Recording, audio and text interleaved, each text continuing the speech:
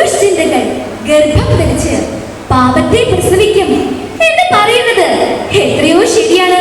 അതെ, അത് തന്നെയാണ് എന്റെ കഥയിലും സംഭവിക്കുന്നത്. വിശുദ്ധ ഗ്രന്ഥത്തിലെ ദാനിയേലിന്റെ പുസ്തകത്തിൽ നിന്നെടുത്ത ഒരു സംസ്കാരത്തിനെ വിളിച്ചറിയിക്കുന്നു. ആ ഒറ്റടിപ്പാതയിൽ കൂടിയതാ രണ്ടുപേർ തിടുക്കത്തിൽ കടന്നു വരുന്നു. അലുക്കത്ത് പിടിപ്പിച്ചോടാടുകൾ അണിഞ്ഞത് അധികാല ചിഹ്നങ്ങൾ മേനിയിൽ പേറുവോർ ആലോചിച്ചുറപ്പിച്ചു കാതിൽ മന്ത്രിച്ചു അതിലൊരു ചതിയുടെ ഗന്ധമുണ്ട്. ബാബിലോണിന്റെ പ്രകൃതി രമണീയത ആസ്വദിക്കാൻ തീരെ താല്പര്യമില്ലാത്ത മട്ടിൽ വളരെ ഗൗരവമായ ആലോചനയിൽ മുഴുകിയ രണ്ടുപേർ മനോഹരമായ അവരുടെ വസ്ത്രങ്ങൾ അവരുടെ സ്ഥാനമാനങ്ങളെ സൂചിപ്പിക്കുന്നു. അവർ നടന്ന് സൂസന്നയുടെ കൊട്ടാരത്തിലെത്തി.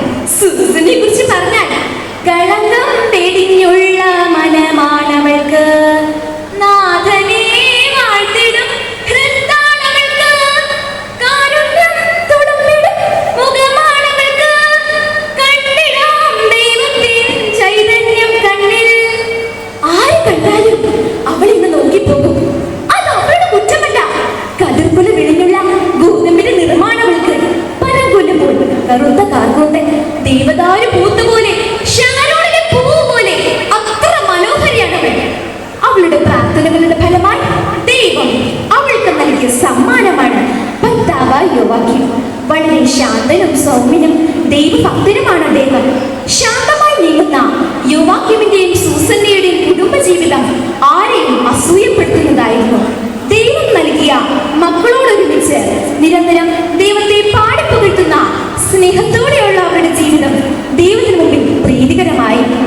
ആ ഇടയ്ക്കാണ് യോവാഖീമിനെ സന്ദർശിക്കുവാൻ ആ ശ്രേഷ്ഠന്മാരെത്തിയത്.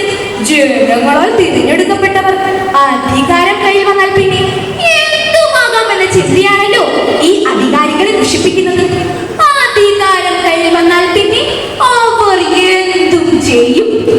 വിളിക്കുന്നു, വളയ്ക്കുന്നു, വളഞ്ഞവ ഓടിക്കുന്നു, വിളകളെല്ലാം വേലി തന്നെ ഒളിക്കുന്നു കളിത്തട്ടിൽ, കിളികളെ പഴിചാരി കളവുകൾ നടത്തുന്നു, വിളിച്ചതു പറയാതെ സഹിക്കുന്നു ഭരണീയർ.